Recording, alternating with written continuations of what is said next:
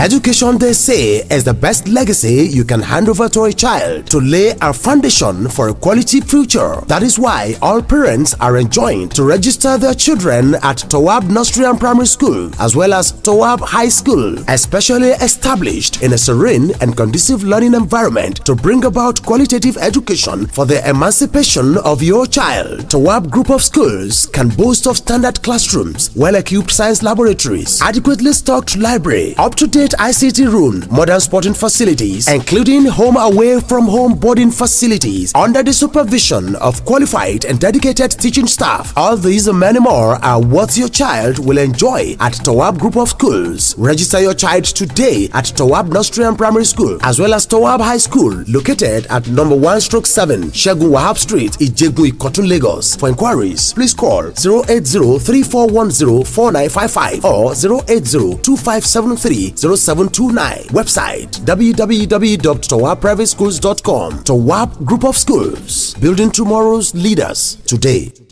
Mo kí gbogbo ẹ̀yin tí ẹ ń wò wá lójú móhùnmáwòrán ti Kingston Media Television,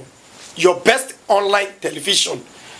Wípé ẹ kú ojú ìwòran wa o. Ètò kan ètò yín tẹ́ ń gbẹ̀gbẹ̀ rẹ̀ tẹ́ ń tẹ̀lé bó ṣe ń lọ.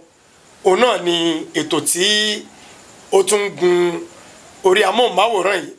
lọ́wọ́lọ́wọ́ bí a ṣe wà yìí. Àkọlé ètò yẹn náà la pè ní níbo la bẹ́sìndé.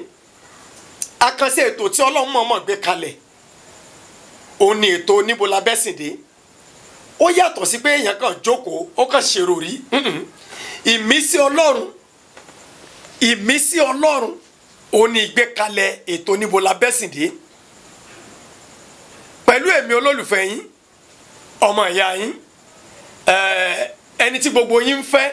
tọ́lọ́run ń fẹ́, tẹ̀yìn ọmọ èèyàn ń fẹ́, Akínṣọlá Nurudeen Adékúnlé Mátàgbàmọ́lẹ̀ 1, Mr. Fẹ́lẹ́tọ̀ lẹ́tọ̀ ẹ̀. Ọlọ́run ló dé 1, àyàfọ́ Ọlọ́run yín lè yí, èmi apẹ́ mi lọ́mọ ọlọ́pẹ́ ní gbogbo ògbóró. Òun ni mo ṣe máa ń ṣàdúrà wípé ẹnu ọpẹ́ tèmi ti yín, Ọlọ́run ọba mi òkùnkùn ní jẹ́ ọ̀kan. Àmì ní kẹ́ ẹ ṣe o, ẹ máa ṣàmì wìtìwìtì, ẹnu ọpẹ́ gbogbo wa kò ní kan. Níbo la bẹ́sìndé lẹ́tọ̀? A tún ti lọ káàkiri. A lọ káàkiri. Ìmọ̀lágúnlẹ̀ sí ta lálejò wa fún tèmi àáfàá ni o. Ọ̀dọ̀ àwọn ẹlẹ́sìn mùsùlùmí la gúnlẹ̀ sí lórí ètò níbo la bẹ́sìndé tẹ́lẹ̀ yìí. Màá sì fẹ́ kí gbogbo yín tẹ́tí bẹ̀lẹ̀ jẹ́ kẹ́ gbọ́ wa dáadáa. Ó bá jẹ́ mùsùlùmí, ó bá jẹ́ kìrìsìtẹ́nì, ó bá jẹ́ oníṣẹ̀ṣe tàbí ẹ̀sìn míì yòówù tí wọ́n bá rí kó lè máa sìn. Tó bá sá ti jẹ́ pé èèyàn ni ọ́, ẹ̀jẹ̀ ń lọ lókè lódò nínú sára rẹ, ó sì ríra rẹ gẹ́gẹ́ bí èèyàn, ẹ tẹ́tí bẹ̀lẹ̀ jẹ́ kẹ́ gbọ́. Bí mo ṣe sọ bẹ́ẹ̀ lórí pé kì í ṣe ètò kan lásán pé àgbélẹ̀rọ ètò irọ́ o. Ètò tá fi ń ṣàtúnṣe ara wa ni o. Ètò tá fi ń pera wa ṣàkíyèsí wípé ilé ayé tá wà ń bẹ̀ yìí ọjà ni o, ọ̀run nílé gbogbo wa. Báwo ni Ọlọ́run tó ní ẹ̀sìn ṣe gbẹ́sìn kalẹ̀? Báwo làwa tá ń ṣe ẹ̀sìn, báwo la ṣe ń ṣe é? Ǹjẹ́ àti sọ̀rọ̀ ànádìbá mi kójúmọ́ tó mọ́? Gbogbo àwọn ẹlẹ́sìn mùsùlùmí, gbogbo àwọn ẹlẹ́sìn ìgbàgbọ́, àwọn ẹlẹ́sìn àbáláyé, ṣé báwọn ẹni jọ̀hún ṣé bí wọ́n ṣe ń ṣe làwa náà ń ṣe é? Ẹja mọ̀ bíra wà. Níbo lọ bẹ́sìndé lọ́dọ̀ tiẹ̀? Níbo lèmi bẹ́sìndé lọ́dọ̀ tèmi? Àlejò wa fún tèmi níbo làwọn bẹ́sìndé lọ́dọ̀ tiwọn? Kọjọ máa já gbogbo wa nú jẹ. Ẹni tó bá sì ní ìdáhùn sí ìbéèrè máa dára rẹ lóhùn. Ṣé bire lọ bẹ́sìndé àbí bí aburú? Bọ́ ọba bira rẹ tó òré sì dáhùn. Máa rántí pé ọjọ́ kan ń bọ̀ o, tílẹ̀ ọmọ láàárọ̀ tí ò ní sú lálẹ́. Máa rántí pé ọjọ́ kan ń bọ̀ o, ilẹ̀ ó ṣú kò sì ní mọ́. Wọ́n á ní àkùkọ kọ lẹ́yìn ọmọkùnrin. Ẹ gbọ́,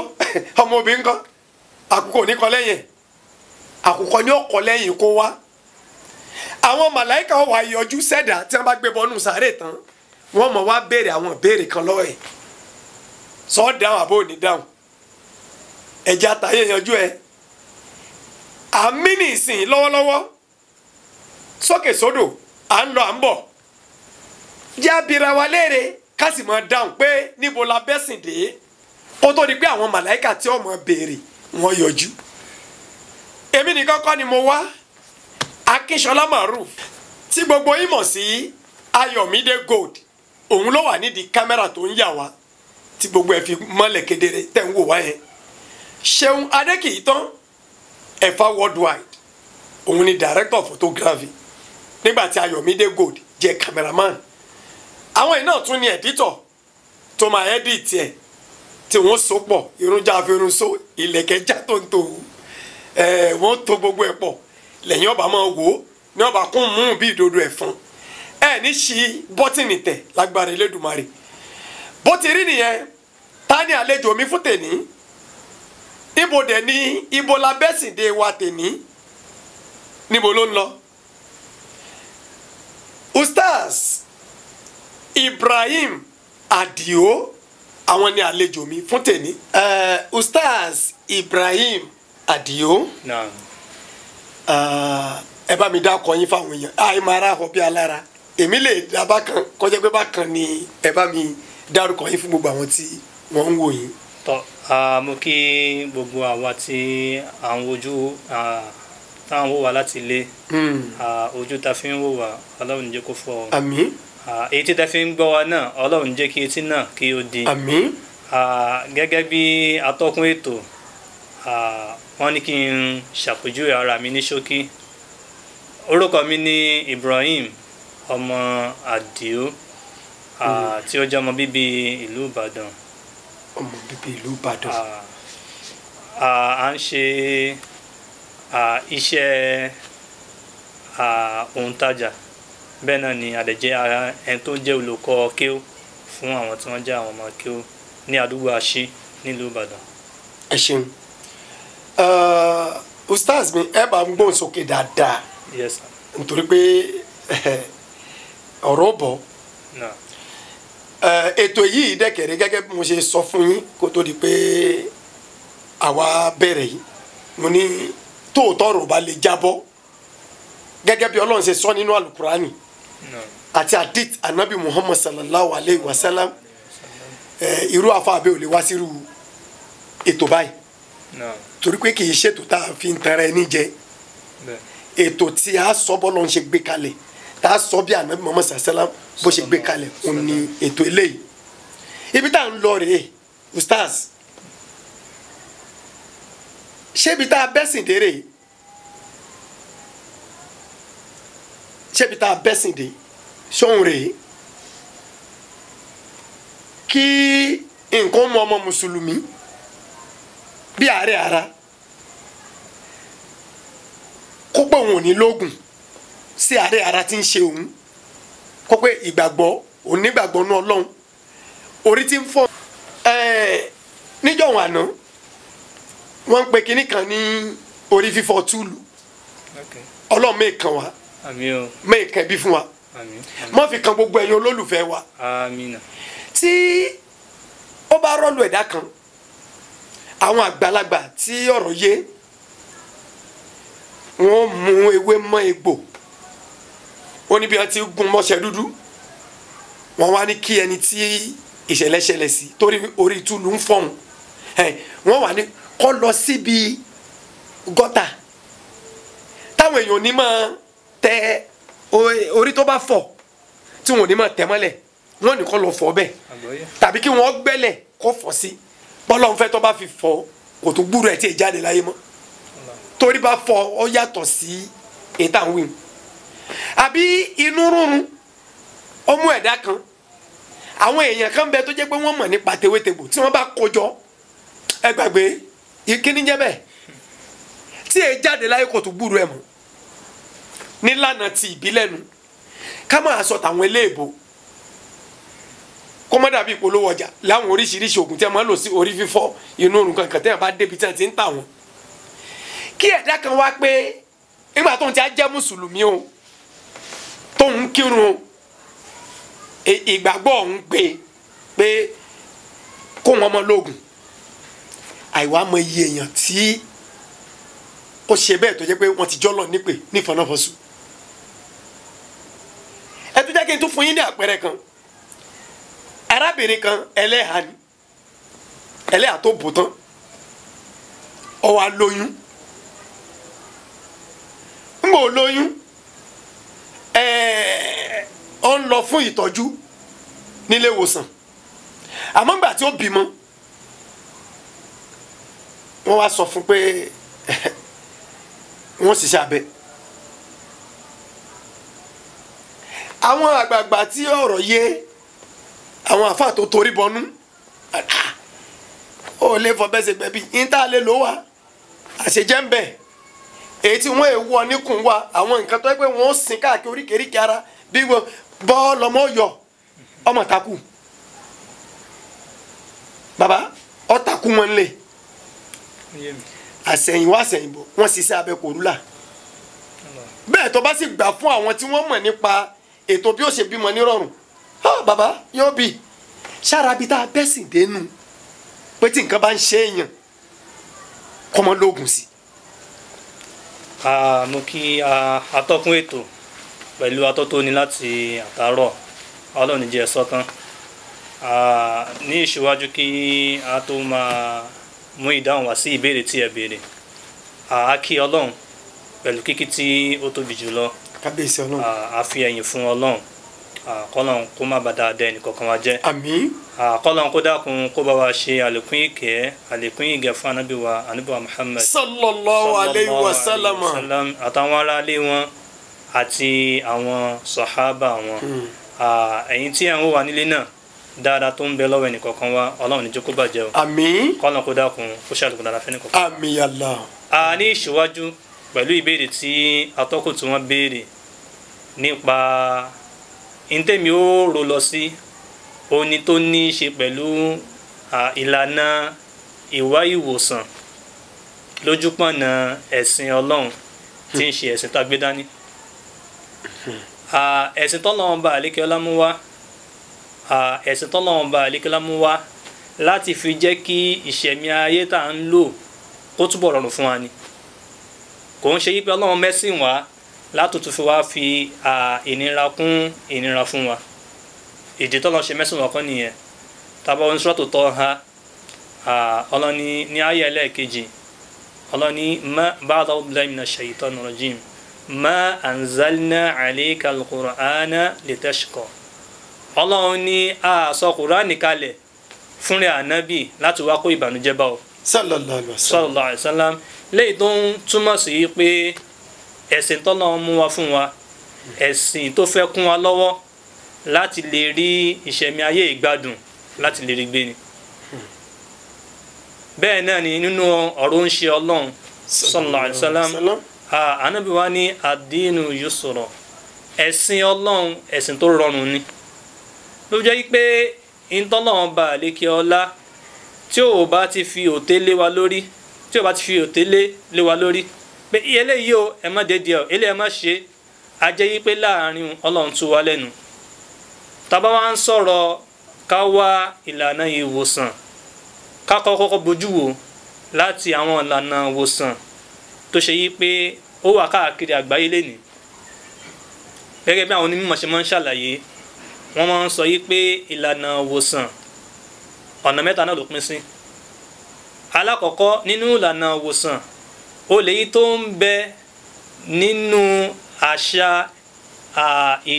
ìran kọ̀ọ̀kan ìyẹn ni pé gẹ́gẹ́ báwa ṣe jẹ́ Yorùbá ń sìn a ní àwọn ìlànà tó bá àṣà wa mu tá a fi máa ń wá ojútùú sáìsàn tó bá ń ṣèyàn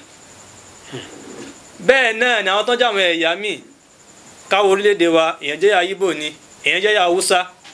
kálukú wọn náà ní ìlànà tán máa ń gbà láti fi wá ìwòsàn ìlànà àkọ́kọ́ nìyẹn nínú àwọn ọ̀nà téèyàn máa ń gbà láti fi wá ìwòsàn ìlànà ẹlẹ́ẹ̀kejì ó náà ní torí ìwòsàn ìgbàlódé èyí tó kó sínú àwọn dókítà àwọn nọ́ọ̀sì àwọn tí wọ́n ń ṣiṣẹ́ ìṣègùn àwọn tó máa ń ta oògùn àwọn pharmacist àti bẹ́ẹ̀ bẹ́ẹ̀ lọ láwọn tó ń ṣiṣẹ́ ní abala wọn ìlànà kan làwọn náà dì mú nínú àwọn ìlànà tá a fi máa ń wá ìwòsàn sí àìsàn tó bá ń ṣe ni ẹlẹ́ẹ̀kẹta nú ẹ̀ òun náà ni ìlànà wòsàn èyí tẹ́sìn wa mú wá fún wa léyìí tó ṣe yí pé ànábì rẹ̀ sallallahu alaihi wasallam tó ṣe yí pé kò fi ìkan kan pamọ́ fún wa nípa yí pé tẹ́ bá rá àìsàn tó ń ṣe yín o àìsàn báyìí o tó bá ti wá nǹkan báyìí lẹ́ lò sí nǹkan báyìí lẹ́ ṣe sí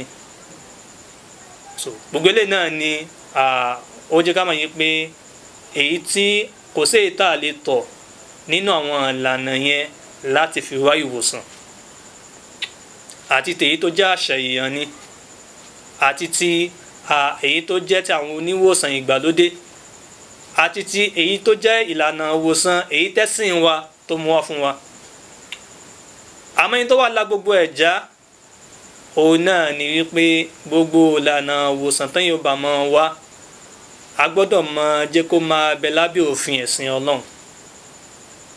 èyí tó kọjá nù àmọ́ tá a bá wá ń rà wọn kan tán wá ń dúró yí pé ẹ̀sìn wa ní tí nǹkan bá ti ń ṣe wá a gbọ́dọ̀ wá ìwòsàn o a gbọ́dọ̀ lo oògùn o a gbọ́dọ̀ lọ sọ́dọ̀ dókítà o a gbọ́dọ̀ máa gbó o in tá a sọ fún wọn náà ni wípé irú àwọn ẹni bẹ́ẹ̀ wọ́n ń fi àìmọ̀ kan wọ́n fi ń ṣe ẹ̀sìn Ọlọ́run àìmọ̀ kan ló fi ń ṣe ẹ̀sìn Ọlọ́run gẹ́gẹ́ bí mo ṣe sọ síwájú ẹ̀sìn tọ́lọ́run mú wá fún wa ẹ̀sìn tó wá láti wá mú nǹkan rọrùn fún wa ni kò ṣe bó wá láti wá mú nǹkan láti mú le fún wa àwọn tó bá ti wá ń polongo bí ẹ má déédìí pé kẹ ẹ ń wá nǹkan pé afẹ́wé léyìí o afẹ́ já ewé afẹ́ wá egbò afẹ́ fi wá bá ṣe wo àìsàn tó ń ṣe wá sàn àwọn sọ bí lọ sílé ìwòsàn lọ sí hospital jẹ́ kí dókítà bọ̀ yẹ̀wò jẹ́ ká ṣe test fún ọ kán lè bá a sọ nǹkan tó bá lò fún ọ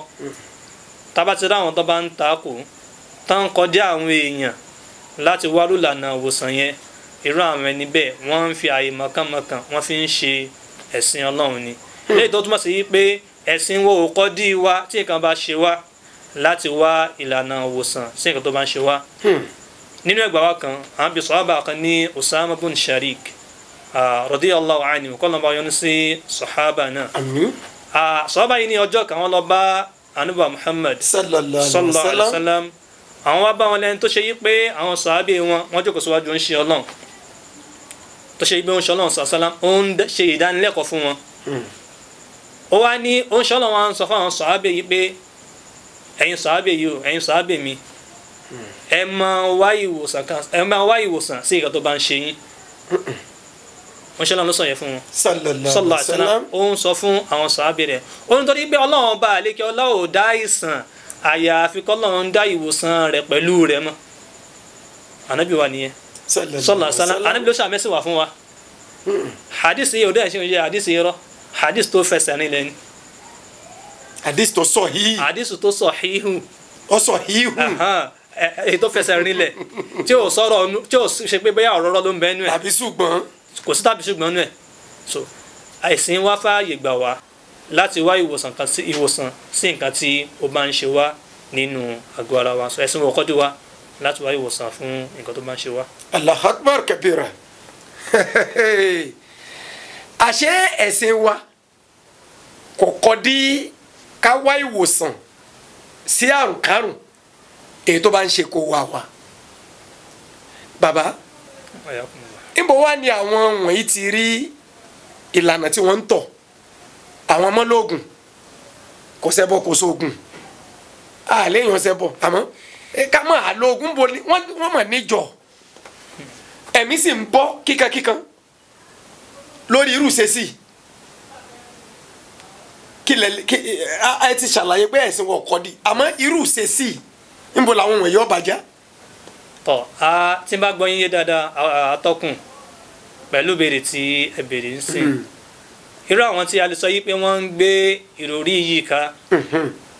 ní tó wá sí mi lọ́kàn ní pé bóyá ibi tán ti mú ẹ̀rí tiwọn ó ní ọ̀rọ̀ anusal salam kan ó ń ṣe Ọlọ́run sallallahu alaihi wasallam anabi wa sallallahu alaihi wasallam sọ yìí pé àwọn èèyàn 70,000 kan bẹ tó bá dijọ́ gbẹ̀ǹdẹ̀ àlùkìyàmà tó ṣe yìí pé Ọlọ́run fún wọn láǹfààní láti wọ àlùjánnà rẹ̀ láì ṣe ìṣirò iṣẹ́ bẹ́ẹ̀ náà ni àwọn tá à ń sọ yìí wọn ò ní ìjìyà kankan tí wọ́n kojú tó bá di alqiyama lọ́dọ̀ Ọlọ́run ó wá ní ìròyìn wo láà máa bá lára ló àwọn ẹni tí ó fún wọn láǹfààní láti lè wọ àlùjánnà Ọlọ́run láì ṣe ìṣirò iṣẹ́ wọn. Alákọ̀ọ́kọ́ ní ìròyìn tó sọ bá máa bá lára wọn ò ní pé àwọn ẹni yìí o wọn kì í ṣe nǹkan kan táwọn ń pè ní rúkìá. èyí táwọn ń pè ní rúkìá ó kó sínú àwọn àyà alukur'an, ó kó sínú àwọn gbólóhùn tó tọ́ ti ọ̀dọ̀ Ànábì sàlám tó tàtọ̀dọ̀ rẹ̀ wá tó jẹ́ gbólóhùn àdúrà ṣíṣe tá a fi máa ń wá ìwòsàn fẹ́ni tó ṣe yí pé ìwòsàn tó ń ṣe àárẹ̀ tó ń ṣe òun ń ṣe tójú lásán. ìyẹn ni pé àìsàn tó ṣe yí pé ó ti ní nǹkan míì nínú. irú àwọn ẹni ó ń ṣe Ọlọ́run ní nínú ìròyìn táwọn bá lára wọn ni pé wọn kì í ṣe tán máa ń ṣerú àdúrà wọn. nínú ìròyìn tó sọ pé àbálára orú àwọn ẹni yìí ò ní pé àwọn tá à ń sọ yìí o ní ìran àwọn Lárúbáwá so wọ́n pè nǹkan kan ní ìmáa lo ẹyẹ láti fi sọ nǹkan tí ó ṣẹlẹ̀ lọ́jọ́ iwájú. ẹyẹ tó ń fò lójú ọ̀run wọ́n lè wò bí ẹyẹ tó ń bọ̀ yìí o tó bá fò sápá ọ̀tún dáadáa ni ó ṣẹlẹ̀, ẹyẹ tó ń bọ̀ yìí o tó bá fò sí apá àlàáfíà aburú ni ó ṣẹlẹ̀. tó bá tún wá rí bí ẹnìkan ń bẹ nínú wọn tó fẹ́ gbé ìgbésẹ̀ kan tó bá wá fẹ́ lo ẹyẹ wọn láti wò bí ṣé kóun ṣe nǹkan wọn àbí kóun má ṣe nǹkan wọn. ìyẹn ni pé wọ́n ń lò láti fi yẹ nǹkan tí ó ṣẹlẹ̀ wò. á dàbí pé irú yẹn ti kó sínú in tó ní í ṣe pẹ̀lú mọ̀kọ̀kọ̀ léyìí tó ṣe yí pé ẹ̀sìn wa kọ́ dí wa kúrò nínú irú ìṣesí bẹ́ẹ̀ yẹn. ó ṣọlá nínú àwọn ìdá àmọ́ bá lára àwọn ẹni ò ní pé ẹni mọ́ bá wọn di irú ìṣesí wọn. ìyẹn tá a lè ṣàfiwé rẹ̀ láwùjọ tiwa ó náà ni ìmáàmà lọ yẹ iṣẹ́ wò lọ́dọ̀ àwọn tí ń tẹyan rìn. lọ́dọ̀ àwọn tó ń tẹyan rìn. àbáwọn tó fa tẹ̀sùbà. ẹlòmíín lo Kùránì. kódà àwọn míín lo omi. gbogbo eléhùn òun ṣe Ọlọ́run ní inú àwọn tó ṣe yí pé wọ́n wọ àlùjánnà Ọlọ́run láì ní ṣèṣirò ọ̀là àwọn tán bá jìnnà sí ló ṣe sí wọn tó jẹ́ yí pé wọ́n jẹ tán gbára lé Ọlọ́run ọba. bóyá àwọn tá à ń sọ yìí bóyá hadith yẹn ni àwọn rí. tabadẹ lọ́wọ́ àlàyé táwọn àfáà ṣe nípa hadith tá à ń sọ yìí gan nínú àwọn àfáà tí wọ́n ṣe àlàyé lórí hadith yẹn ó ní baba Ibn Baz kọlọmọ ayọ ní sí baba náà. nínú àyè tán ṣe ni pé lóòótọ́ ni hadith yìí ó fẹsẹ̀ nílẹ̀ àmọ́ èyí tó dáa jù ní pé kéèyàn kọ́kọ́ yára rẹ̀ wò pé ìgbàgbọ́ mi tí mo nínú Ọlọ́run bó ló ṣe tó. ṣé àdánwò tó dé yìí àìsàn tó ń ṣe mí yìí o ṣé mo rárá gbà ṣé mi gbé. téèyàn bá ti wo rẹ̀ o bí mi rò bí ara mi lè gbé ìnira yìí. kó bọ́ta. èyí tó dáa jù ní kẹ́ni kó lọ wá bí ó ti wo ara rẹ̀ sàn kúrò níbi àìsàn tó ń ṣe. àfáà sọ yìí pé ìyẹn gan ló ti ń dáa jù lọ fúnra ẹni o torí pé yóò fún láǹfààní kò ní jẹ́ kí gbàgbọ́ rẹ̀ nínú Ọlọ́run kó bàjẹ́. bẹ́ẹ̀ náà ni yóò fún láǹfààní láti lè jẹ́ pé àgọ́ ara rẹ̀ tí àìsàn ti ń ṣe ìnira tó ń bẹ lára rẹ̀ láti bá mu kúrò. ó jẹ́ pé ẹ̀sìn wo wá láti wà fara ni wá.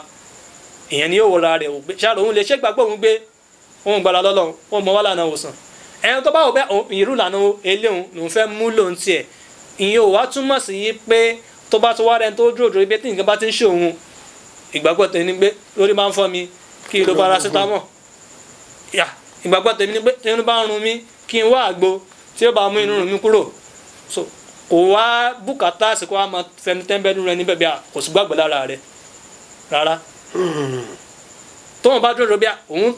ti gbára lọ́lọ́run gbogbo nǹkan tó bá ń ṣe òun máa ṣàfihàn rẹ̀ sọ́dọ̀ Ọlọ́run òun nílògùn kó mọ̀ wá kọ díẹ̀ lómìn láti wá ojútùú sí nǹkan tí ó bá ń ṣe. ìyẹn ní ṣé tí mo lè mú wá lálàyé nípa bóyá àwọn tá a lè sọ pé bóyá wọ́n ń fọ́n irú rẹ̀ báwọn káàkiri àmọ́ ó nítorí ká gbọ́yé òun ni bí táìsàn bá ń ṣe èèyàn ẹ̀sìn wo kọ́ dí wa láti wára wa sàn. ẹ wá jẹ́ kí n bá bi nígbà tá ẹ̀ ń dáhùn ọ̀rọ̀ kan jẹ jáde màá wá bábẹ̀ wọlé ẹni àìsàn lè máa ṣèyàn tí kì í ṣe ojú lásán. bẹ́ẹ̀ni.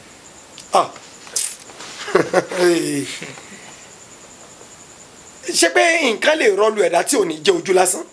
bẹ́ẹ̀ni ẹni bẹ́ẹ̀ ni ṣe rí nù. ogunlọ́gọ̀ àwọn àáfàá kan gbà bẹ́ẹ̀ bí nǹkan bá mẹ́nìkan tó ní à ń ti ń ṣeun yí èso ojú lásán ìgbàgbọ́ yín ò tó nígbàgbọ́ tí nǹkan bá ti ṣe yín ẹ mọ̀ pé ìyá kan ni bàbá kan ni tó èèyàn á máa ṣe èèyàn mo ń bí yín ni èèyàn á máa ṣe èèyàn àbí. ó wà nù ayé bẹ́ẹ̀ ló ṣe rí èèyàn á máa ṣe èèyàn nù ayé. ọlọ́run má fi kàn wá àmín o má ṣe wá lẹ́ni tí wọ́n ṣe. àmín o. tẹ́dá kan bá wá kẹ́fín wípé n tó dédédé báwọn yìí kì í sojú lásán kí ni ó fi wò ṣé yóò mọ̀ wo rẹ̀ rìn ẹ ti sọ̀rọ̀ o pé ẹni tí nǹkan bá mú kọjáde ẹ ti sọ̀rọ̀ ẹ ti yànnà náà àmọ́ ogunlọ́gọ̀ ló tún bẹ náà nú àwọn ẹlẹ́sìn mùsùlùmí wa tí wọ́n mọ̀ sọ fún yín wípé kò sí ní tó jọmọ́ pé ẹnìkan ń ṣe ẹnìkan àlàyé wo lẹ lè mú wá lórí yẹn. tọ́ irú àwọn tó bá ń sọ̀rọ̀ ọ̀rọ̀ báwọn ojú tèmi fòwò náà ni pé bí ìkọjá àlà náà ni káwọn èèyàn máa gbé ìròrí káàkiri bí nǹkan ń ṣe èèyàn pé ẹni wàá fura bí nǹkan tó ń ṣe òun yìí ó sì kúrò lásán káwọn ẹni tó máa ń ṣe wá sí akọ fún pé wo bọ́kànlẹ̀ kúrò mẹ́jà rẹ̀ kò sí nǹkan tó ń jẹ mọ́ pé èèyàn ń ṣe èèyàn èèyàn máa ṣe èèyàn tábà wo nínú tàn Nábì wa Muhammad sallallahu alayhi wa sallam ọlọ́run sọ àwọn súrà méjì ńlá kan fún ṣe ọlọ́run a máa ń pè àwọn súrà yìí ní mu'adhatayn ìyẹn ni pé àwọn súrà ìṣọ́ méjì àwọn òwe pé kí ni sábà bí tọ́lọ́run ṣe sọ súrà yìí kalẹ̀ fún ànábì rẹ̀ sallallahu alayhi wa sallam in tó ṣẹlẹ̀ sànábì nínú ìnira táwọn èèyàn fi kàn olófa sábà bí sísọ̀kalẹ̀ tọ́lọ́run sọ àwọn súrà méjèèjì yẹn mu'adhatayn yẹn là ń pè ní suratul falaki àti suratul nasi ìyẹn qul a'udhu bi rabbil falaki àti qul a'udhu bi rabbin nasi àwọn súrà méjèèjì ọlọ́run lò fún ní sábàbí fún ṣe ọlọ́run sallallahu alaihi wasallam láti mú kúrò nínú nira tọ́mọ èèyàn fi kàn án táwọn èèyàn fi kàn pẹ̀lú yọ̀ǹda ọlọ́run ni àwọn ẹ̀dẹ́ ẹgbẹ́ ẹ̀ tí wọ́n fi kàn án bẹ́ẹ̀ ni sọ̀ ń gbọ́ àmọ́ ìtọ́ fi kàn án náà ìtí gbàgbọ́ ó dúró lé lórí náà ni pé ọlọ́run kádàrá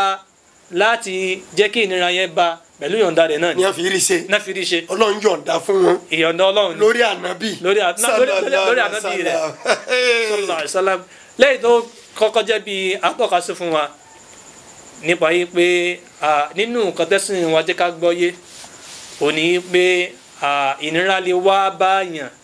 látọ̀dọ̀ èèyàn ẹgbẹ́ rẹ̀ àbí látọ̀dọ̀ ẹni tí èè ṣe èèyàn bí a fún bí àpẹẹrẹ bí àwọn àlùjànnú àwọn náà ọlọ́run fún wa ní ìkápá láti fi ìnira kan ọmọ ìdí ènìyàn àmọ́ gbogbo ẹ̀ náà yóò máa ṣẹlẹ̀ pẹ̀lú yọ̀ǹda ọlọ́run tọ́lọ́run bá ti yọ̀ǹda fún wọn wọn lè rí ṣe. so bẹ́ẹ̀ náà ní tẹ́yìn bá wá ṣe àkíyèsí ìgbérù nǹkan bẹ́ẹ̀ ń ṣe òun àbí ń sẹ́nìkan lẹ́gbẹ̀ẹ́ àbó bá ń ṣe èèyàn rẹ̀ ẹ̀sìn wa náà ti fi ìlànà kalẹ̀ fún wa pé tó bá ti rúnú nǹkan báyìí o ìgbésẹ̀ báyìí ló gbé èyí tó kọ́kọ́ dáa jù ni pé ẹni tí nǹkan ṣeun kó kọ́kọ́ ṣègbìyànjú fúnra rẹ̀ èyí tó dáa jù nu tí ò bá wá ti ní nǹkan pápẹ́ kó lè ṣe ìwòsàn fúnra rẹ̀ yẹn kó wá ìkùn lọ́wọ́ lọ sí ìta ọ̀dẹ tó máa ń pẹ̀ tó lè bá ṣe ìwòsàn yẹn ní ìbámu pẹ̀lú òfin Ọlọ́run so ibẹ̀ ni ọ̀rọ̀ rúkìá tí mò ń sọ lẹ́ẹ̀kan ló ti wọlé ibẹ̀ ló ti jẹyọ so tí tó bá ti ń ṣe èèyàn tó bá ti ń kó sínú bí eléyìí ti ń kúrò lójú lásán owó tí wàá bùkátà sí kó kún fún bẹ́ẹ̀ lọ́hùn so pẹ̀lú wípé kókó máa ka àwọn àyà àtàwọn àdúrà tó tọ̀dọ̀ ó ń ṣe Ọlọ́run sàṣálà mú wá fún wa kó máa kà láti fi máa wá ìwòsàn fún rẹ̀ nínú àwọn àyà yẹn òní Ayatul Kursiyyu wà àyà òdi ìṣọ́ Kursiyyu nínú súrà yẹn òní Mu'adhatayn tí mo mẹ́nu balẹ̀ kan ìyẹn Qul a'udhu bi rabbil falaki àti Qul a'udhu bi rabbin nasi àti bẹ́ẹ̀ bẹ́ẹ̀ lọ nínú àwọn àyà tó ṣe yí bẹ́ẹ̀ rúkìá tó kó sínú àtàwọn àdúrà tó tàtọ̀dọ̀ Ànábì wa Muhammad sallallahu alaihi wasallam wa tá a máa ń lò láti fi wá ìwòsàn sí nǹkan tó bá ń ṣe wá tó bá ti ń di bí nǹkan tó ń ṣe wá yìí ó bá ti ń ní ọwọ́ nínú. ọ̀rọ̀ ni ẹ ti ń gbọ́ látẹnu ustaz Ibrahim Adio tí wọ́n ń dálẹ̀ lọ́lọ́kan òjọ̀kan à ń fi eléyìí a fi ń pera wa sí àkíyèsí wípé èké ti dáyé àṣà àti ìdàpọ̀ mu gbogbo wọn tó ń gbórí lọ sí àwọn ìjọ lóríṣiríṣi ohun Ọlọ́run ò sọ tànà bí Muhammad ò sọ sallallahu alaihi wasallam Ọlọ́run má jẹ́ ó tẹnu tèmi jáde o ó wà nínú àdúrà tí mo máa ń tẹnu mọ́ àṣé kí nǹkan ṣe ẹ̀dá kí àìlera kó débẹ̀ dá kó wá dóńdó wípé òun ò ní lóògùn torí ẹ̀sìn àṣé ẹ̀sìn Islam ẹ̀sìn àlàáfíà kò sọ fún wa wípé tí nǹkan bá ń ṣe wá lágọ̀ọ́ ara ká má tọ́jú ara ẹni o yálà nílànà tewétegbò gẹ́gẹ́ bí Ustaz Ibrahim ṣe là kalẹ̀ àbí ìlànà tó lóyìnbó àbí ìlànà èyí tí ẹ̀sìn gangan tó gbé kalẹ̀ mo mọ̀ pé yóò mọ tawọ́ tasẹ̀ nínú ẹ̀yin kan wípé ǹjẹ́ yóò fa àfa yìí láyè láti ẹ̀ ti ṣàlàyé pàápàá jùlọ ìlànà tí ẹ̀sìn gbé kalẹ̀ fún wa láti tọ́jú tí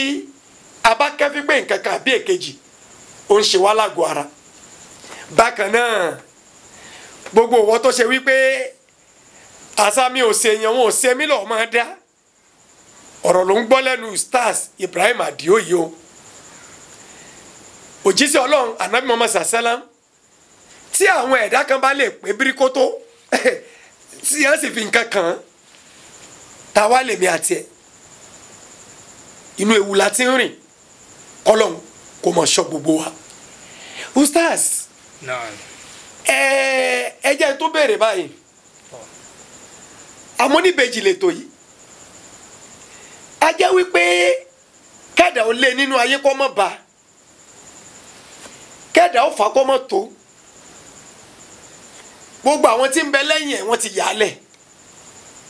àwọn tí wọ́n jọ jẹ́gbẹ́ kò bá wọn dọ́gba àṣà ìsàn lòun náà ṣé àwọn kan tó ń tako kọ́nà ẹ̀dá ò dí kó jáde sọ̀rọ̀ rẹ̀ pé kò sówó ọjọ́ orí sì ń lọ kọ́ra lè kọ́kọ́lé kọ́ra táyà kẹ̀kẹ́ débi yọ̀ọ̀ra mọ́tò ó sì ń ṣiṣẹ́ bí àkúrà kí ló burú nu kẹ́dọ̀ jáde sọ̀rọ̀ rẹ̀. tọ́ ẹ ṣeun atọ́kùn pẹ̀lú ìbéèrè tí ẹ béèrè mo ní ìtẹ̀síwájú ọba nínú ìgbésí ayé ọ̀nà méjì ló pín sí ọ̀nà alákọ̀ọ́kọ́ ni pé irú ẹni gan kó kọ́kọ́ fura síra rẹ̀ náà kó yẹrẹ ẹ̀ wò torí pé láwùjọ wa lénìí ọ̀gọ̀rọ̀ ló ń pariwo òun ò lówó kó wò yí pé bó o gan lòun ṣe ń lò gbèsè ayé òun ìyẹn ni pé ṣóun gangan fúnra rẹ̀ ṣó ń ṣe ìgbìyànjú láti wọ́nà àti jẹ àti mu. só níṣẹ́ lọ́wọ́ torí pé èèyàn kan lè jókòó tẹ́tẹ́rẹ́ kó wọ́n máa sọ bí Ọlọ́run ló ń pèsè nǹkan tẹ́tẹ́ ó jẹ. o sì níṣẹ́. kò sì níṣẹ́ lọ́wọ́. o ò ṣiṣẹ́ kankan. so irú yẹn bó o ní o ṣe wá fẹ́ tán ìṣẹ́ kúrò nínú ọ̀rá rẹ̀ torí pé ọ̀rọ̀ yìí látara ó ń wáyé látara àwọn nǹkan tí a ti ń bá yí láwùjọ bí kéèyàn máa sọ pé òun ò lówó lọ́wọ́ ààrẹ lómìn yóò máa múrú complain bẹ́ẹ̀ yẹn wá pé òun lówó lọ́wọ́ àwọn òbí ẹni yà ní tó ń ṣokùnfà rẹ̀ nípò oníṣẹ́ tó ń ṣe lọ́wọ́ wọ́n tún bá rẹ̀ níbẹ̀ wáṣẹ́ iṣẹ́ tó tún bá wọn náà pàtìpàtì náà ló tún ṣe a rí i irú yẹn ìntàlẹ̀ kakún ní pé wàhálà yẹn fún rẹ̀ ló ń fọwọ́ rẹ̀ fà sínú ìṣẹ̀mí ẹ̀. ẹlẹ́ẹ̀kejì wa ní pé àwa ẹni tó wá ń ṣègbìyànjú iṣẹ́ wà lókè odò òun lẹ́bàá ń bẹ̀ iṣẹ́ wà níwájú òun náà lẹ́bàá ń bẹ̀ kò sọ́lẹ̀ bóun ṣe ń ta kí ni yóò kò jọra wọn. àjẹ́ yí pé ìyẹn ti wá bùkátà sí pé kó wá bẹ̀ lọ́n ó kún fún bẹ̀ náà dáadáa kò sí láìfí nípa yí pé kẹ́ni ẹ èyí tó dáa jù ní pé ìbẹ́ lọ́run rẹ̀ kó mú lọ́kùnkúndùn níbi tí ìbẹ̀ náà ti kọ́kọ́ bẹ̀rẹ̀ ó ní pé kírú ẹni o kó ṣọ́ ìsúnmọ́ Ọlọ́run láàrin ìyẹn ni bó ṣe súnmọ́ Ọlọ́run bá àlékélá tó kó fura sí ìyẹn ni pé ṣeṣe Ọlọ́run bá àlékélá sóhun ṣe mọ́ ṣe Ọlọ́run sóhun jìnnà sí torí pé nínú nǹkan tó máa ń fa wàhálà sínú ìṣẹ̀mí ayé èèyàn ó làwọn ẹ̀ṣẹ̀ téèyàn bá ń tì síwájú Ọlọ́run ẹ̀ṣẹ̀ máa ṣokùnfà ìmáriṣe so tẹ́ni ẹ bá wò pé òun bá pọ̀ lẹ́ṣẹ̀ èyí tó dáa jù ní kó túbọ̀ lọ sọ́dọ̀ Ọlọ́run bẹ́ẹ̀ náà ni kó wá dún mọ́ ìmáa ṣe nǹkan tọ́lọ́run fẹ́ kó kún fún bẹ́ẹ̀ lọ́hùn tó bá wọ̀ bí ní tó ń ṣe mí yìí o òun rò pé bóun ṣe ń ṣàdúrà yìí náà òun ò rí yàtọ̀ tí ò bá lè ṣe rúkìá tí mo sọ lẹ́ẹ̀kan fúnra rẹ̀ kó lọ sọ́dọ̀ àwọn àáfàá tán máa ń bá àyàn ṣe torí pé bẹ́ẹ̀ bá ń ṣègbìyànjú tí ò bá ti rí yàtọ̀ tí ó dẹ̀ jìnnà sọ́lọ́run tó ń jìnnà sẹ́ṣẹ̀ tó tún wá ń ṣàkíyèsí bí nǹkan yóò yí padà náà ó wà lè ròdò síbi pé ṣé òun ṣe bóyá ó ti ní ọwọ́ nǹkan mímu yóò wá wáyé ìrànlọ́wọ́ lọ sọ́dọ̀ Ọlọ́run pẹ̀lú ìké àwọn àyà Quran àtàwọn àdúrà tó tàtọ̀dọ̀ ànábì rẹ̀ wá sallallahu alaihi wasallam láti fi wá ìṣọ́ Ọlọ́run láti fi já àjàbọ́ kúrò nínú ogun tí ó ń bá jàun tó bá ti ṣeré pẹ̀lú yọ̀ǹda Ọlọ́run wàhálà tó ń bá Ọlọ́run bá rí kí ló bá mú kúrò yóò mú kó ń bẹ ní kúkúrú èdè kò sí ní tó burú tẹ̀ ń bá rí pé ọ̀rọ̀ òun ọ̀tọ̀ bó ṣe yẹ kó tọ́ tó sì ti yẹrẹ ẹ̀ wò tó wá rí wípé bákan náà lọ̀rọ̀ rí kò sí ní tó burú nu kọ́ lọ bá àwọn tó ní mímọ̀ jù wá lọ pé ẹ dákun ọ̀rọ̀ yìí ògùn tó. tọ́jú àwọn afáàtàn gbé tọ́lọ́run dání. àwọn tó gbé tọ́lọ́run dání. àtàwọn mú ọ̀kà míì mọ́. so inú mi dùn fún àwọn àlàyé mo sì mọ̀ wípé gbogbo ẹ̀yin tẹ́ ń wò wá náà ẹ ti máa mú ọ̀kan èjì nínú gbogbo tí Ustaz Ibrahim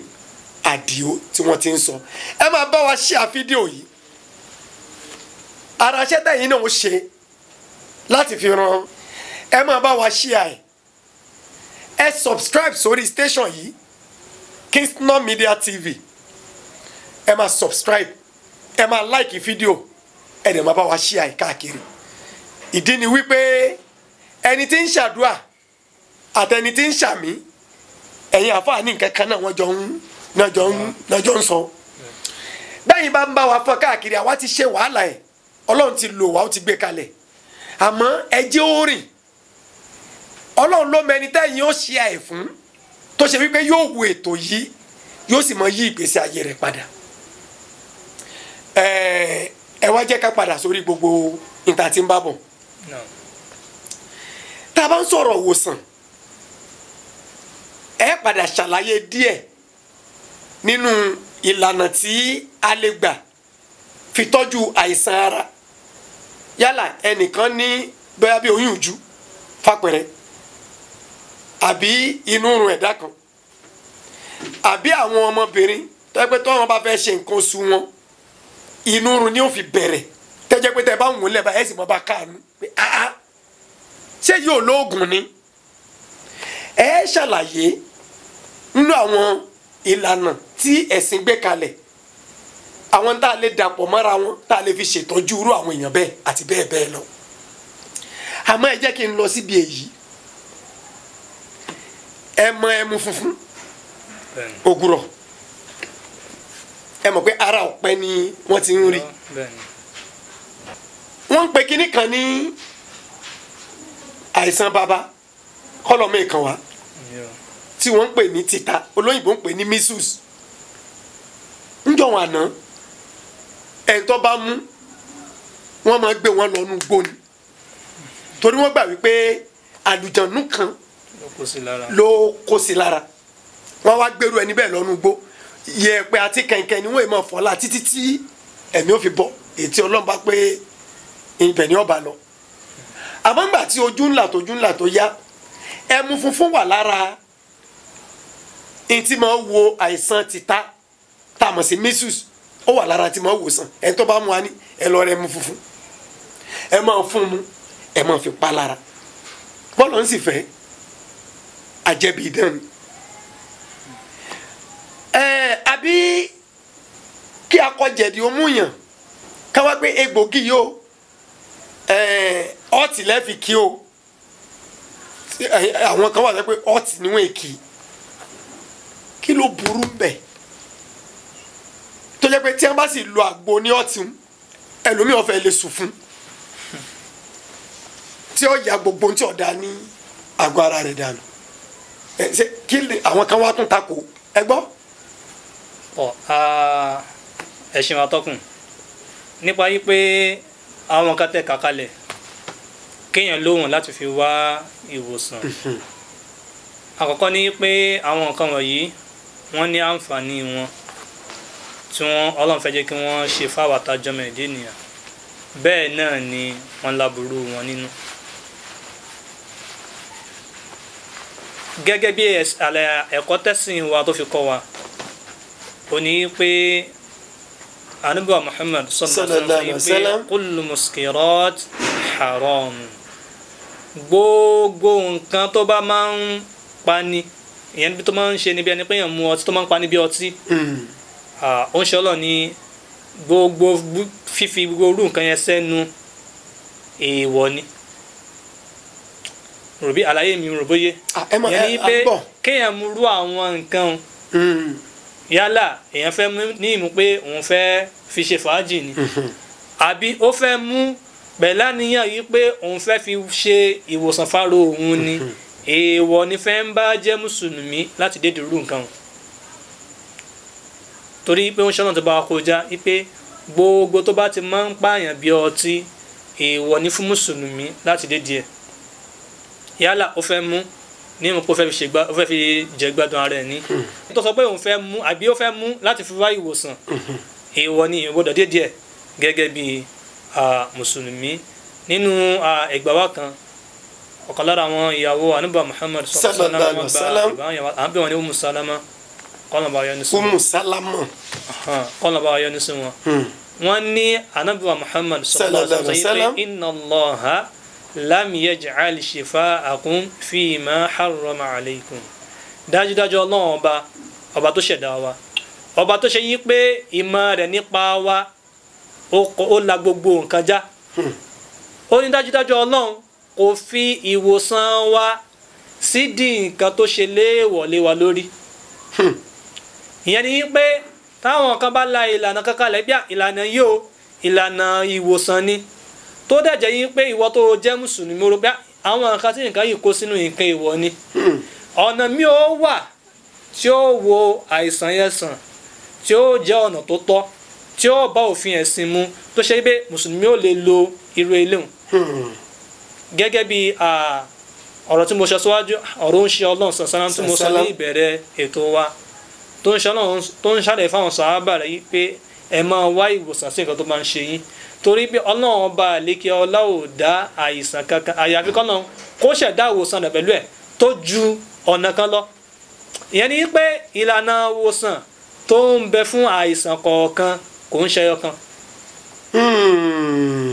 ó yé mi kò ń ṣẹyọ kan yálà tó olùgbàgbọ́ òdodo tó wà fún ajẹ́ yìí pé ojúpọ̀nà èyí tó jẹ́ èèwọ̀n ló wà múlò ṣèwádìí èyí tó jọ́nà ẹ̀tọ́ tí ó wo àìsàn yẹn sàn tó jẹ́ pé kódà àǹfààní tó wọ́n tún padà mú wá yóò ju kó lọ lo èyí tọ́lọ̀ ń ṣe léèwọ̀ yẹn lọ. ìtumọ̀ ni pé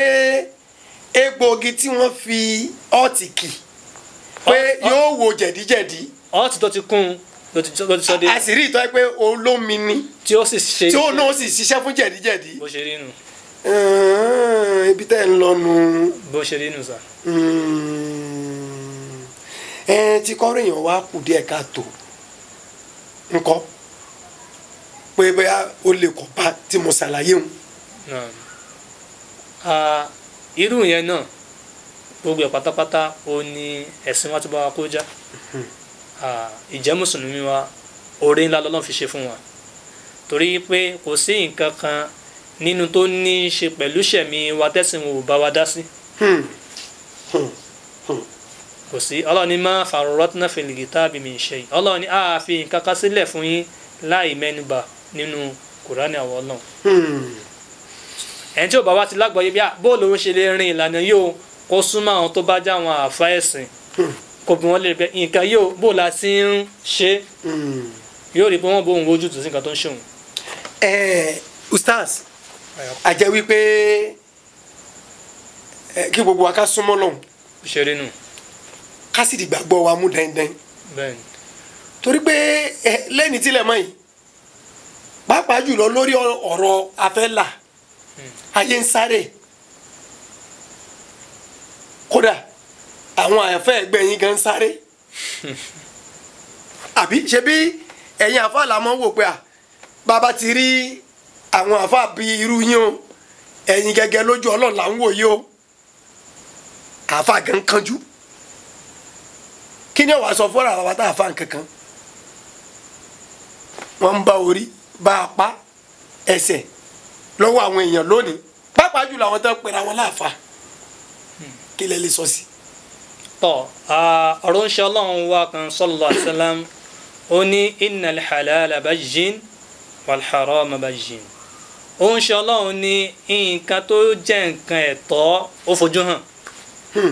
bẹ́ẹ̀ náà ni nǹkan tí ó jẹ́ nǹkan èèwọ̀ ó náà fojú hàn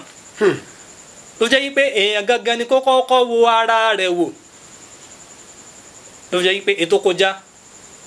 ìwọ tó jẹ́ mùsùlùmí ẹni tó wò gẹ́gẹ́ bí àwòkọ́ṣe jùlọ ó lànàbí ìwà tí ń ṣe ànábì wa Muhammad sallallahu alaihi wasallam pé ànábì tá à ń sọ yìí o bó o ló ti lò ṣẹ̀mí ẹ̀ tó bá wá pàdé àáfàá kan tó bá wá ń ṣàlàyé pé ó fẹ́ wọ́n náà làbí ìgbésẹ̀ báyìí ni kó o gbé fúnra rẹ fúnra rẹ ni kó wá ronú sí pé ṣé n táfà yìí ń sọ fún mi láti ṣe ṣé n tó bá ìlànà òfin Ọlọ́run bá àlekè ọlámú ni torí pé àdámọ́tọ́ lọ́dọ́ ọmọ gẹ́gẹ́ bí ọmọ èdè ènìyàn kálukú wa náà lọ́lọ́run fi mọ̀ nǹkan tó jẹ́ nǹkan dáadáa àti nǹkan tó jẹ́ nǹkan aburú Ọlọ́run sọ nípa ẹ̀mí nínú Al-Qur'an Ọlọ́run fahalihamha fujuraha wa taqwaha Ọlọ́run ní a fi mọ̀ ẹ̀mí nǹkan tó jẹ́ nǹkan àbàjẹ́ bẹ́ẹ̀ náà ni a fi mọ̀ ẹ̀mí nǹkan tó jẹ́ nǹkan dáadáa so tàbá tí wọ́n ń sapamọ́ sápẹ́pẹ́ ṣèbí àfa alágbájá ń ṣe bádàlù kìyàmọ̀ àfa alágbájá jókòó dẹ́rù ara ti ẹ̀rú ìwọ náà ò ṣe sọ orí ara ti ẹ náà ló jẹ́ pé à ń ká orí èèyàn máa fà kan lọ́wọ́ à ń ká ọwọ́ irú ìyẹn gan kẹ̀yẹ́sẹ̀ káṣẹ́ olè mọ̀ pé láàfà orúkọ tó fìtì rẹ̀ náà nípa máa pè ní oúnṣẹ́gun ọmọ ẹ̀yìn èṣù nu torí pé ìdáhùn bẹ́ẹ̀ láàfà èèyàn rí la mọ́ máa fà sí kí n bá a fa ń di ìbàjẹ́ tábà wà lẹ́nìkan tó bá ń bèrè láàfà tábà ń bá ń di ìbàjẹ́ kò yẹ káwọn ẹ̀nà tó wà máa kún bàjẹ́ lọ́wọ́ ká máa bèrè níbẹ̀ láàfà kò ń ṣàfà so ajá ibẹ̀ irú ẹni ó ti gbé ṣù mí òun àti èṣù wọn ti jọ jẹ́nu àwo kan náà ọmọ ìyá kan náà wọ́n ti jọ ọmọ ìyá kan náà. Allah a dúpẹ́ lọ́dọ̀ Ọlọ́run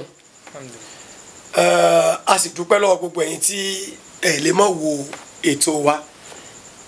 ìkànnì eléyìí yàtọ̀ nínú gbogbo ìkànnì tó ń mọ̀ máwòrán lórí YouTube bí mo ṣe sọ lẹ́ẹ̀kan ẹ máa bá wa share fídíò yìí ẹ jẹ́ kí tó lórí tẹlẹ́mù wa ẹ jẹ́ ká rí ẹ jẹ́ ká share káàkiri gbogbo platform tá a bá wà ẹ jẹ́ kí àwọn èèyàn ó rí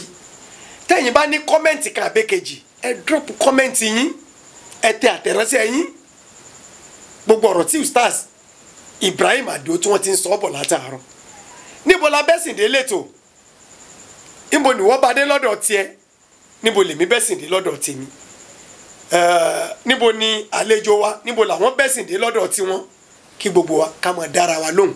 kó tó di ọjọ́ tí àwọn màláìkà tí wọ́n mọ̀ bí wá léèrè tí ò síbi tá a sá sí kò sí kọ́rọ̀ o ló fi yẹ kí ẹ jẹ́ ká jọ ti ayé yanjú ẹ̀ nígbà tá à ń ṣẹ̀mí tẹ́mi ò tí ì bọ́ kájọ fi ṣe kíni kájọ fi ṣe àtúnṣe ọ̀rọ̀ díẹ̀ tó fún ẹni tó bá fẹ́ gbọ́ yóò gbọ́ àṣé ìwòsàn Ọlọ́run ò fi sọ́nà kan àṣé kò fi sọ́nà kan bí ó ti rí nìyẹn lórí ètò fún tèmi nígbà tá a tún máa mú àkọ́tún ètò yìí kan náà wá níbo la bẹ́sìndé lọ́jọ́ mi ọjọ́ rẹ̀ pẹ̀lú àwọn olórí ẹlẹ́sìn míì ni mò ń sọ fún yín wípé ẹ má bá wa ká lọ ẹ má padà lẹ́yìn wa Ọlọ́run kò ní padà lẹ́yìn ẹ̀yin náà Ustaz mi kí n tó sọ lẹ́nu ẹ bá wa sọ díẹ̀ nínú àwọn ìlànà tẹ́sìn gbé kalẹ̀ tá a lè fi ṣe ìwòsàn ara bíi méjì mẹ́ta kó jàǹfààní fún àwọn èèyàn. alákọ̀ọ́kọ́ nínú tí màá tọ́ka sí fún wa à ń pe omi kan ní ma'u zamzam àwọn bàbá wọn pè ní omi sẹ́mísẹ́mí nínú àwọn in tó jẹ́ in tá a fi máa ń ṣe ìwòsàn ara tó dáa pọ̀ nú ẹ̀sìn wa olómi náà wà. omi sẹ́mísẹ́mí. omi sẹ́mísẹ́mí. ẹni tí ó rí wọn dé Saudi. láwọn ibi tí wọ́n ti ń ta ní Nàìjíríà wáyé náà tó dẹ̀ jẹ́ yí pé tá a bá dọ́dọ̀ wọn èyí tó jójú lówó rẹ̀ náà tà fún wa akáláṣẹ́ ó lé wọn o àmọ́ ìtàn tà fún wa èyí tó jẹ́ yí pé ojúlówó ni. omi sẹ́mísẹ́mí. omi sẹ́mísẹ́mí ó ń ṣe ọ̀nà sàṣàlám ní tẹ̀yìn bá mú omi yẹn kéèyàn ra bu díẹ̀ sínú ife ìyìn tẹ̀yìn bá ń fẹ́ kéèyàn tọrọ ẹ̀ lásìkò. sí omi sẹ́mísẹ́mí. kéèyàn ṣe àdúrà yẹn sínú omi kó wá gbé mu. ó ń ṣe ọ̀nà sàṣàlám pẹ̀lú yọ̀ǹda Ọlọ́run ó lò sábàbí láti gbàdúrà èèyàn. kódà kó jẹ́ bí àìsàn ló bá ń ṣe èèyàn ìyá máa ṣe àdúrà pé Ọlọ́run má àìsàn yìí kúrò fún mi o á ṣe á dẹ̀ mu omi yẹn ìlànà ìwòsàn kan náà nìyẹn ẹ tó sọ kan sí ní ìbámu pẹ̀lú òfin ẹ̀sìn wa. èyí tó tẹ̀lé lábẹ́ ìlànà tá a máa ń gbà láti fi wá ìwòsàn nínú ẹ̀sìn wa òun náà ni oyin. honey olóyìnbó pè ní honey. gẹ́gẹ́ bá àgbàlagbà ṣe máa ń sọ pé èèyàn ní ńlá oyin kó bẹnu jẹ́. nínú irinṣẹ́ ńlá irinṣẹ́ tó ṣàǹfààní tó pọ̀ tọ́nà ń dá fún wa gẹ́gẹ́ bí ọmọ ìdí ènìyàn òun ni oyin wa oríṣiríṣi iṣẹ́ òun ni oyin máa ń ṣe fún àwa tí a jẹ́ ọmọ ìdí ènìyàn. nínú ẹ̀ èyí tó wá sí mi lọ́kàn òun ni pé bóyá èèyàn ní egbò lára tó ṣe pé yín tó ṣokùnfà rẹ̀ oníjàmbá tọgbẹ́ wá wà lára rẹ̀ àbí bóyá omi gbóná bá dà síyàn lára. nínú nǹkan tó máa ń kúnyàn lọ́wọ́ láti lè tètè wá ìwòsàn sírù nǹkan òun ni ká fi oyin pa ojú nǹkan yẹn pẹ̀lú yọ̀ǹda Ọlọ́run yóò mú ìnira yẹn kúrò fún èèyàn. ó tún kù tẹ́ tó mọ̀. ọ̀nà kan nìyẹn nínú ọ̀nà tá a máa ń gbà láti lo oyin àmọ́ láwọn ètò míì á tún máa ṣàyẹ̀lẹ̀ àwọn ètò ìlera míì tẹ́ tó mọ̀ pẹ̀lú yọ̀ǹda Ọlọ́run ṣùgbọ́n táyì ò gbà wá. bẹ́ẹ̀ni ẹ bá mi dárúkọ yín fún àwọn tó wà kẹ́ kí wọn kí ẹ wá bá mi sọ fóònù nọ́mbà yín ọ̀pọ̀ nǹkan míì lẹ́lòmíì ò fẹ́ bí yín tí ó jẹ́ nǹkan ìwòsàn tó jọmọ́ ìlànà báyìí àwọn nǹkan kan tá a lè àtọ̀ tùràrí ni nǹkan kan gbogbo tá a lè ṣe tó jẹ́ pé a lè máa fi ṣàdúà ẹ bá mi sọ nọ́mbà yín síta kẹ́ tó wá sọ nọ́mbà àwọn àyà tí máa tú ìdè èṣù bí ìtẹ́ ẹ sọ lẹ́ẹ̀kan màá fẹ́ kẹ́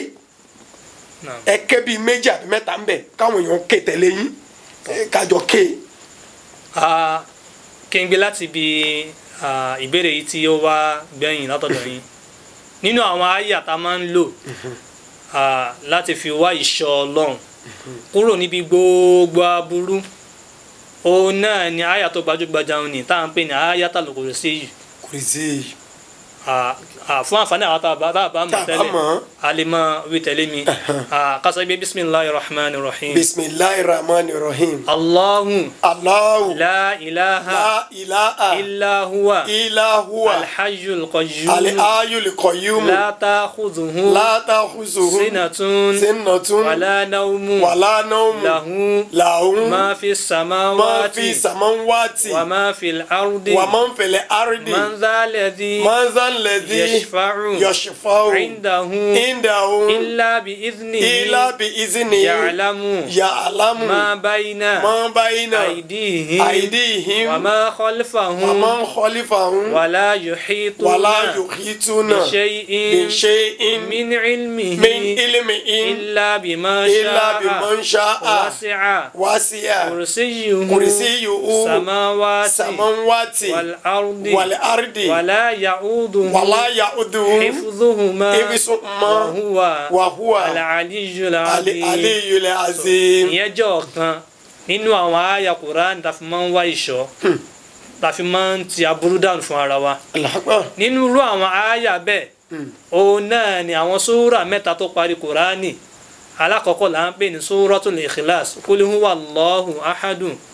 ani bismillahir rahmanir rahim. bismillahir rahmanir qul rahim. huwa Allahu. qul huwa Allahu. ahadu. ahadu. Allahu. Allahu. samadu. samadu. lam yalidi. lam yalidi. wa lam yuladi. wa lam yuladi. wa lam yakun lahu. wa lam yakun lahu.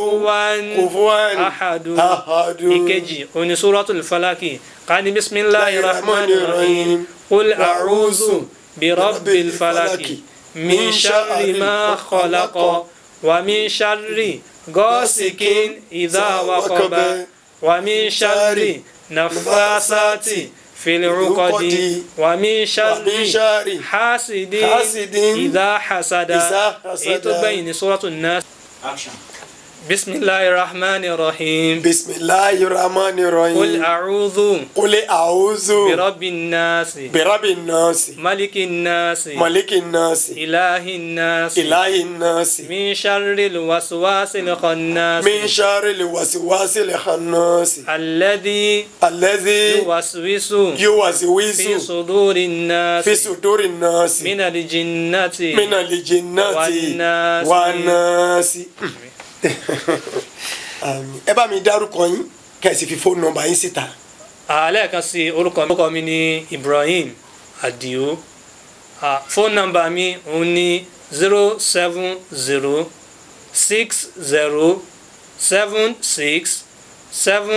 07060767988. lẹ́ẹ̀kan sí phone number mi òun ní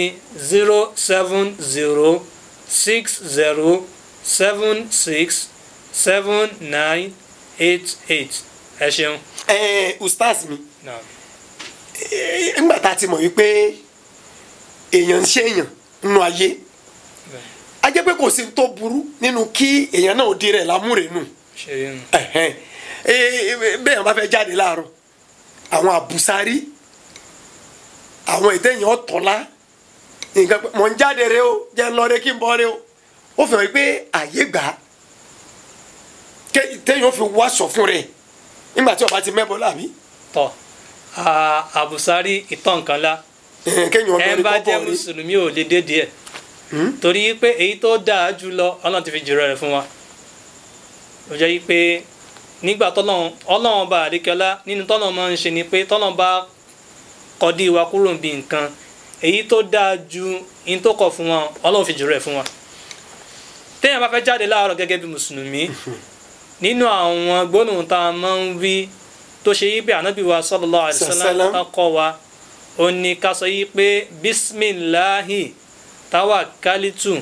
ala Allahi la hawla wala quwwata illa billah. dùn àyẹn dáa pọ̀ kódà sàhábà kan láyé ń ṣe Ọlọ́run sallallahu alaihi wasallam ìrọlọ́dé bá níbi tó wà bíà ládùúgbò yín gbogbo ilé tó wà ń bẹ̀ mọ́ ti jóná o ó ní ilé tòun kọ́ ilé òun ò lè jóná wọ́n sì délé rẹ̀ tóòótọ́ gbogbo ilé tó yípo iná ti sọ sẹ́ńbẹ̀ àmọ́ Ọlọ́run ṣe àdáyẹrí ilé tiẹ̀ nìkan kò jóná ó wá ní kóhun tó jáde àdúrà táwọn Ànábì sọ̀sánà mú kọ́ wa bí ká máa ṣe ká tó jáde ńlé òun ti ṣe ó dẹ̀ ti fún un lọ́kàn balẹ̀ ó jẹ́ pé ìgbàgbọ́ wa láàjẹ́ kó dìrọ̀ mọ́ tá a bá ti ṣe àdúrà yẹn ká tó jáde ńlé ó di ìṣọ́ ni lọ́tọ̀ yàtọ̀ sí pé akírun tán láàárọ̀ a gbìyànjú ká kí Ayatul Kursi ó di ìṣọ́ lòun náà tó ṣe yí pé kò sí aburú kankan téèyàn bá ti ṣe pẹ̀lú òótọ́ ọ̀nù Ọlọ́run máa làyàn kúrò bí àwọn aburú tí ó bá ń bá irú ọjọ́ bẹ́ẹ̀ rìn nínú àwọn àdúrà tá a máa ń ṣe nu tọ̀ bẹ́ẹ̀ náà ni ó ní èyí tá a máa ń ṣe nígbà tí a bá fẹ́ wọlé lálẹ́ tó jẹ́ bí ẹ̀kọ́ tẹ́sìn ìwákọ̀ wa tó yẹ ká múlò tá a bá fẹ́ wọ nílé wa lẹ́yìn ìgbà tá a bá ti darí dé níbi tá a lọ látàárọ̀ tá a bá wọlé ó dáa pọ̀ ká sálámà sínú ilé tí a bá fẹ́ wọ̀ ká ṣe assalamu alaikum. àǹfààní tí yóò ṣe ni pé àwọn tó bá já àwọn ẹ̀mí ibú tó bá bẹ́nu léwu yóò lé wọn jáde bí onílé ti dé ó ti tọ́lọ́run síwájú ká kúrò fún bẹ́ẹ̀ náà nínú àwọn gbólóhùn tá a máa ń wí tá a bá fẹ́ wọnú ilé a sọ yí pé bisimilahi walajina wa bisimilahi kharajina wa ala rabbina tawakkalna so eléyìí náà nínú àwọn ẹ̀kọ́ tó ń ṣe Ọlọ́run kọ́ wa tá a máa ń wí tá a bá fẹ́ wọnú ilé wa nù. pọ̀lọ́ bẹ́ẹ̀. bẹ́ẹ̀ náà ni àyèméyàn àwọn ẹ̀kọ́ tó ní í ṣe tá a máa ń mú lò pẹ̀lú àwọn ìgbésẹ̀ kọ̀ọ̀kan tí ó ṣe wípé ìṣẹ̀mí wa tó dá lé lórí. A fẹ́ wọṣọ oníbàtí ó lẹ́kọ̀ọ́ tá a máa ń múlò ó lọ́dọ̀ tá a máa ń ṣe. A fẹ́ wọnú ilé ìgbọ̀nsẹ̀ ilé ìwẹ̀ ó lẹ́kọ̀ọ́ tá a lò ó ní àwọn gbólóhùn tá a wí. A fẹ́ wọ bàtà ó ní ìgbésẹ̀ tá a gbé ó lóyún gbólóhùn tá a wí àti bẹ́ẹ̀ bẹ́ẹ̀ lọ nínú àwọn ẹ̀kọ́ tẹ̀sán wọn kọ́ wa. Èyí tó kó tán òun náà ní ká súnmọ́ onímọ̀ tó bá wà lágbègbè wa ká kọ́ wa ní gbogbo àwọn ẹ̀kọ́ yìí tó bá ti kọ́ wa káwọn ká gbìyànjú láti máa mú wọn lò pẹ̀lú ìyọ̀ǹda Ọlọ́run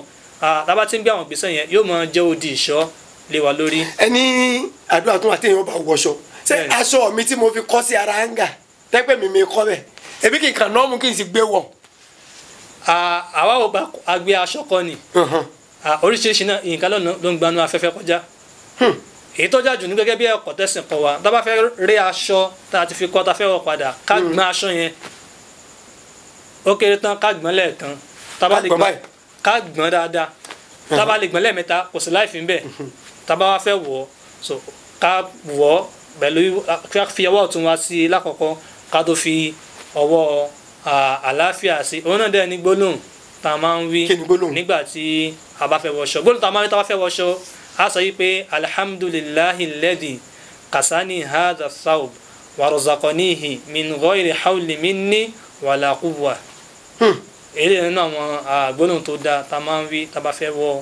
aṣọ onílé tá a bá fẹ́ bọ́ a kàn sọ bisimilahi lásán a dẹ̀ bọ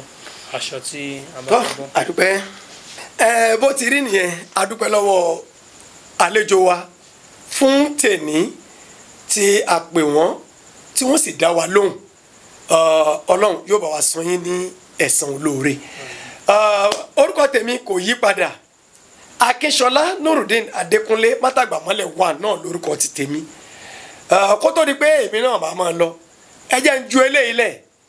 kó jẹ́ àǹfààní fún gbogbo ẹ̀yin tẹ̀ ń wò wá wípé tí ọmọ bá ní ibà tàbí àgbàlagbà ibà tá à ń pè ní ibà kójúpọ́n tí wọ́n ń pè ní yellow fever èmi kọ́ mo ní bàbá mi lónìí egbò kan bẹ tí wọ́n ń pè ní egbò aka egbò aka tí wọ́n bá ti wú tí wọ́n fọ́ wọ́n wá ha ara rẹ̀ wọ́n ha egbò aka wọn bẹ́ẹ̀ bá ti ha ẹ wá lọ wá ike funfun ẹ bomi sí inú ẹ̀ ni wọ́n ha egbò aka sí káfúrà pẹlẹbẹ ẹ mú bíi mẹ́rin ẹ rò sí tàbí kẹ́ jù sí ẹ fi lára balẹ̀ tó bá fi díjọ́ kejì yóò ti tóró ẹni tí ibà kójúpọ́n bá mú ẹ máa fún mu tó bá wà nínú ìkànnà yọ̀tọ̀ dànù kó máa jẹ́ àǹfààní fún yín látọ̀dọ̀ bàbá mi kọ́nà kó bá fi ọ̀run kẹ́ wọn. bó ṣe rí nìyẹn tẹ́yìn bá ní ìpolówó ọjà tẹ́ fẹ́ ṣe abẹ́ ní nǹkan kan iléeṣẹ́ kan tẹ́ gbé kalẹ̀ tẹ́ fẹ́ kí ayé ó dámọ̀ ẹ máa gbé bọ̀ wá sórí ètò wa níbo la bẹ́sìn dé ní Kingston Media TV ẹnìkan kì í bómi dòwò pọ̀ kó pàdánù gbogbo gidi eléyìí bá fọwọ́ bàbá ìdodo ní dún àwọn tá a ti ń bá polówó ọjà ẹbí wọn léèrè pé ǹjẹ́ wọ́n rí ìyípadà lórí tí wọ́n gbé dání ẹ̀yin olóòtẹ́ẹ̀lì ẹ̀yin tẹ́ ní skul àti àwọn iléeṣẹ́ míì ẹ jẹ́ ká jọ sọ̀rọ̀ pọ̀ kábàáyé polówó ń tẹ́ gbé dání a ní súra wa a sì ní dolódì lẹ́yìn ara wa nọ́mbà mi rèé tẹ́ ẹ bá fẹ́ pè mí 081 56 70 31 74 081 56 70 31 74 ní nọ́mbà tó já sí ọ̀dọ̀ mi Ayọ̀mídé Gold ló wà ní di kámẹ́rà Ṣeun Adékìtàn ẹ̀fà wọ̀dù àwọn jọ wà ń bẹ̀ náà ni àwọn náà tún ní ẹ́dítọ̀ tó gáyàtà nígbà tá a tún máa pàdé lọ́jọ́ mi ọjọ́ rẹ lórí ètò yìí kan náà níbo la bẹ́sìn dé ni mo sọ wípé ó dàbọ̀. bá sọ̀rọ̀ nípa ilé ìtura tó ní gbogbo ntẹ̀ fẹ́ lọ́wọ́ tó wẹ̀ òde gajara lọ Jot Hotel and Suites ní ká nara ká dẹra ká ṣeré ayọ̀ Jot Hotel and Suites náà ni wọ́n wà nọ́mbà 3 Oyèwálé Adéṣiyàn Close Àṣìbódìjà Road nìbàdàn ṣé tàwọn yàrá ọlọ́yẹ wọn ni ká sọ ni tàbí tàwọn oúnjẹ aládìídùn láwọn agbègbè tó fanimọ́ra àfi bí ọgbà Édẹ́nì Jot Hotel and Suites Royal Suites wọn ò lẹ́gbẹ́ bẹ́ẹ̀ làwọn standard room wọn kà sí àrà ni conference hall wà fún gbogbo àwọn onípàdé lọ́lọ́kan òjọ̀kan ní Jot Hotel and Suites iná wọn kì í ṣẹ́jú ètò ààbò lọ́dọ̀ wọn ó dájú gan ni àwọn òṣìṣẹ́ wọn jáfáfá ká páàkì wọn ó gara gan ohun jíjẹ àti mímu tilẹ̀ yí àti tòkèrè ó wà lọ́dọ̀ wọn. George Hotel and Suites wà ní number 3 Oyewale Adesina Close Ashibodija Road Ìbàdàn. Ẹ̀rọ ìbánisọ̀rọ̀ wọn ní 08031234567 àti 08087303640. George Hotel and Suites, simply superior. Legal, Kisno Media TV, online television. Oh, shaking, oh, God.